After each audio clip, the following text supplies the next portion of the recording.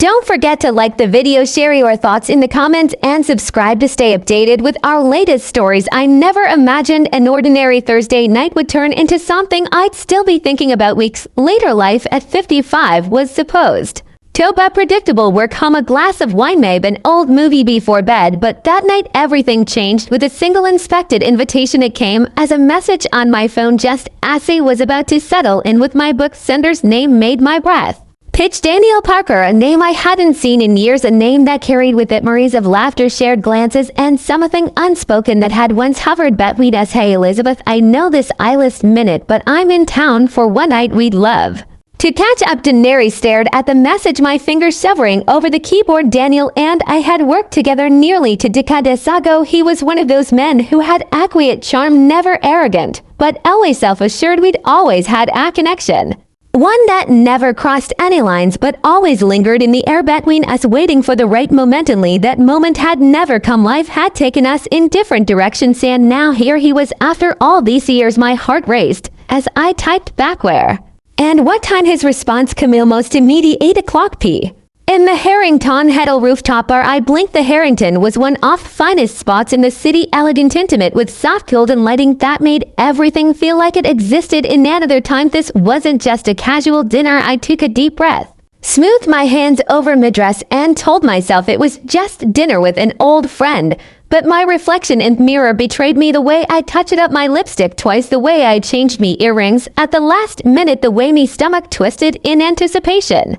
By the time I arrived, the city skyline stretched around me in a dazzling display of lights. The air was crisp, carrying the scent of rain that hadn't yet fallen. And then I saw him, Daniel. He stood near the railing, gazing at the view, a glass of whiskey in hand. The years had been kind to him. His salt and pepper hair was thicker than he remembered, his frame still strong, and when he turned and saw me, his smile waist seemed slow, warm, as if no time had passed at all. Elizabeth, he said, stepping forward. His voice was deep, steady, familiar. You look exactly the same.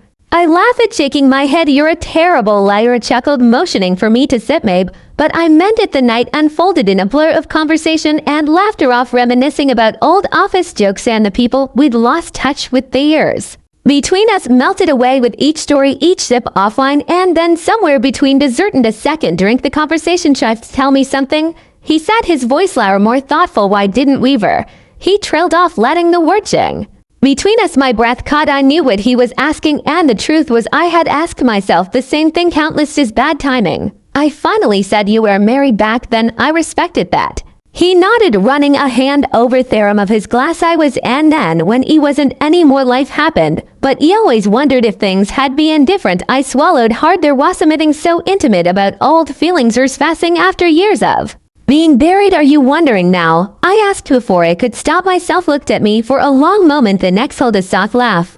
I am the air between us felt charged, like standing at the edge of something unknown, and for the first time in years I let myself wander to the night. Was far from over. The rooftop bar was quieter, no Thessidy's hum fading into a gentle background noise. The candle between us flickered, casting shadows across Daniel's face. His expression was unreadable, but his eyes, those deep, thoughtful eyes, held something I had seen, bore something I wasn't sure how to know me. I took a sip of my wine, my fingers tightening around the glass. So I said, forcing a lightness into my voice, what exactly are you wondering? Daniel leaned back in his chair, his gaze steady. I'm wondering how different things could have been if I had matted a Florentius. A warmth spread through my chesticle, parts nostalgia and something dangerous close to longing. You can't change the past, Daniel, no. He agreed, his fingers tapping against the side of his glass. But sometimes the past finds its way back to you. I let out a quiet laugh, shaking my head. That sounds like something out of a movie. His lips curved into a smirk. Maybe, but tonight it doesn't feel like coincidence, does it? It swallowed, my heartbeat quickening. He went wrong. The years had separated us. Life had pushed us in different directions, and yet here we were, two people sitting across from each other, not as co-workers, not as friends or missing, but as something else entirely. Something unresolved. The air felt heavy, charged with the kind of tension that only existed between two people who had almost been something once, but never were. Come with me, Daniel said, suddenly standing and holding out his hand. I hesitated. Where? He smiled, tilting his head toward the elevator. For a walk somewhere quieter. Every rational part of me screamed to say no, to finish my wine, say goodnight, and leave with my dignity intact. But my heart, the one that hadn't fluttered whenever he walked into the room, made the decision for me. I took his hand, the warmth of his palm against mine sent an unexpected shiver down my spine. He led me toward the elevator, and as the door slid shut behind us, the silence between us grew even heavier. Neither of us spoke as we descended. Booty could feel the tension between us thick and undeniable. When the doors opened, Daniel guided me through the quiet hallways of hotel until we stepped out into a private courtyard hidden away from the city shadows. A small fountain trickled in the center, surrounded by ivy-covered wall. String lights hung overhead, casting a soft golden glow across the cobblestone. It was the kind of place you'd never find unless you knew exactly where to look. How did you know about this? I asked, breaking the silence. Daniel slipped his hands into his pockets, looking around.